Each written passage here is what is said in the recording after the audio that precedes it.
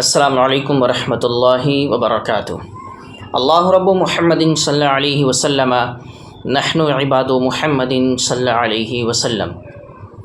ناظرین محترم، رمضان المبارک کے حوالے سے کچھ باتیں آپ کے سامنے پیش کرنے کی کوشش کر رہا ہوں۔ ہم رمضان کا مہینہ جب ہماری نگاہوں کے سامنے آتا ہے اور ہم اس میں داخل ہوتے ہیں تو سب سے پہلا تصور رمضان کے حوالے سے یہ ہوتا ہے کہ ہمیں رمضان المبارک میں روزہ رکھنا ہے، اور اس کے بعد میں نماز تراویح اور دیگر ذکر و اذکار اور دیگر عبادتیں ہوا کرتی ہیں۔ لیکن اصل جو ہے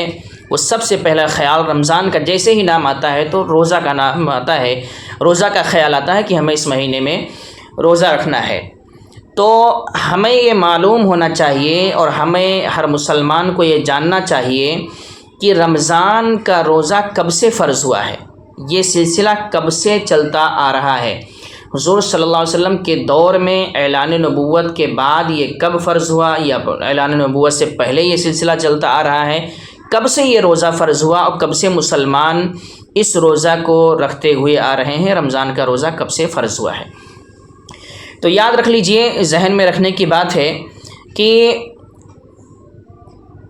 نبی کریم صلی اللہ علیہ وسلم کی اعلان نبوت کے 15ویں سال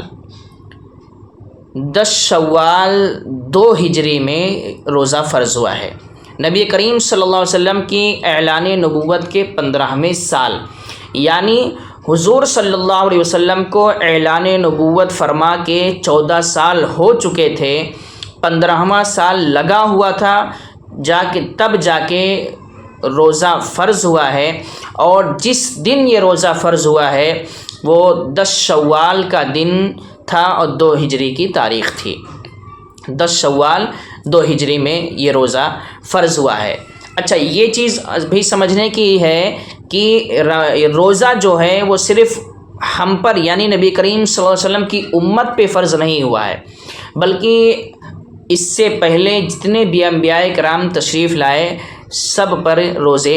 فرض ہوئے ہیں اور سبوں نے روزے رکھے ہیں، جیسا کہ قرآن مقدس میں اللہ رب العزت خود ارشاد فرماتا ہے، یا ایھا الذین آمنوا کتب علیکم الصیام کما کتب علی الذین من قبلکم لعلکم تتقون، کہ اے ایمان والو، تم پر روزے فرض کیے گئے جیسے کہ اگلوں پر فرض کیے گئے تھے، تاکہ تم پرہیزگار بنو، تاکہ تمہیں پرہیزگاری ملے۔ اس میں 2 چیزیں ہیں، ایک کہ یہ کہ روزے کی فرضیت صرف ہمارے اوپر نہیں ہے بلکہ ہم سے پہلے کے لوگوں پر بھی روزہ فرض ہوا ہے، اور دوسری چیز اس میں اہم بات یہ ہے کہ روزہ کیوں ہم پر فرض ہوا، ہمیں روزہ رکھنے کے لیے کیوں کہا گیا۔ تو یاد رکھ لیجئے کہ جس طریقے سے ہم پر روزے فرض کیے گئے، اللہ فرماتا ہے جس طریقے سے ہم پر فرض کیے گئے اسی طریقے سے ہم سے پہلے کے لوگوں پر بھی روزے فرض کیے گئے۔ آپ کو ایک تفسیر سناتا ہوں اس آیت کے حوالے سے۔ تفسیر کبیر اور تفسیر احمدی کی تفسیر ہے کہ حضرت آدم علیہ السلام سے لے کر حضرت عیسیٰ علیہ السلام تک ہر امت پر روزے فرض کیے گئے تھے۔ حضرت آدم سے لے کر حضرت عیسیٰ علیہ السلام تک سارے انبیاء کرام کی امت پر روزے فرض ہوئے ہیں، صرف ہم پر نہیں، سب پر فرض ہوئے ہیں۔ لیکن بس یہ ہے کہ ہم پر پورا رمضان کا مہینہ ہے، کسی پر الگ دن کے، کسی پر الگ دن کے، جیسے کہ فرماتے ہیں چنانچہ حضرت آدم علیہ السلام پر ہر قمری مہینے کی 13ویں، 14ویں اور 15ویں تاریخ کے روزے فرض تھے۔ حضرت آدم علیہ السلام پر یعنی چاند کی 13 تاریخ، 14 تاریخ اور 15 تاریخ کے روزے حضرت آدم علیہ السلام پر فرض تھے، اور حضرت موسیٰ علیہ السلام کی قوم پر عاشورہ کا روزہ فرض تھا۔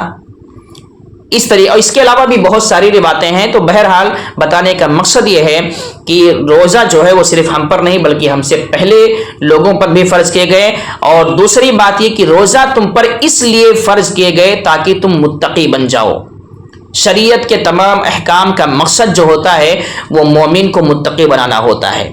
روزہ رکھنا ہو، نماز تراویح ہو، دیگر عبادتیں ہوں، دیگر اذکار ہو، زکوٰۃ ہو، صدقہ ہو، خیرات ہو، ان ساری چیزوں کا شریعت کے جتنے احکام ہیں ان ساری چیزوں کا ایک ہی مقصد ہوتا ہے کہ اللہ کے بندے متقی اور پرہیزگار بن جائیں۔ تو میرے عزیزوں، میرے دوستوں، رمضان بہت قریب آ رہا ہے،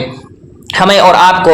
بالکل دل سے رمضان کا استقبال کرنا چاہیے، اور ابھی سے یہ عہد مسمم کر لیجئے، یہ ارادہ کر لیجئے کہ ہمیں رمضان میں اللہ کی خوب عبادت کرنا ہے، اپنے گناہوں سے توبہ کرنا ہے، اللہ کو راضی کرنے کی پوری کوشش کرنا ہے۔